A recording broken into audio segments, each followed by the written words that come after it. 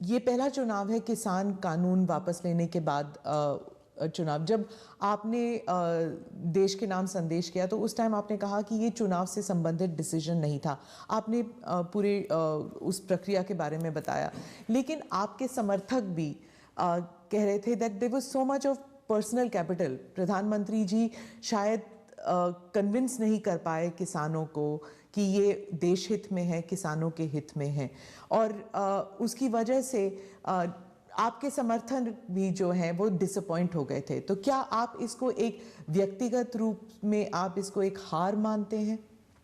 देखिए, मैं किसानों के दिल जीतने के लिए निकला हुआ इंसान हूँ।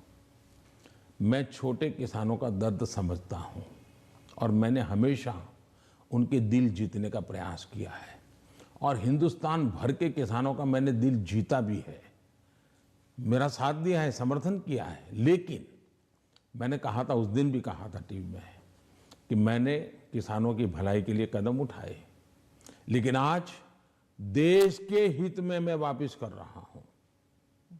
मैं समझता हूं इसको अधिक विस्तार मुझे करने की जरूरत नहीं है। बाद के घटनाक्रमों से पता चलेगा कि क्यों जरूरत पड़ी थी। तो क्या आप एक डायलॉग करने के लिए फिर से तैयार हैं, किसानों को कन्विंस करने के लिए? इस देश के लोकतंत्र का ये सबसे पहला कर्तव्य बनता है, लोकतंत्र में जनप्रतिनिधि का और सरकार का, कि जनता के साथ संवाद करते ही रहना चाहिए, और हम लगातार करते हैं। हम कभी भी संवाद टूटना जिसके पक्ष में है ही नहीं। हर किसी को, मुझे भी सुनना चाहिए, मेरी सरकार को भी सुनना चाहिए, और बातचीत करना ही चाहिए। बातचीत हमेशा होनी चाहिए, और इश्यू पर चर्चा ना हो ऐसा नहीं है। जैसे हम बजट के पहले बजट कैसा बने हद से क्यों पूछते हैं, किसानों से पूछते हैं कि बजट कैसा बनना चाहिए, उनके विचार लेते हैं।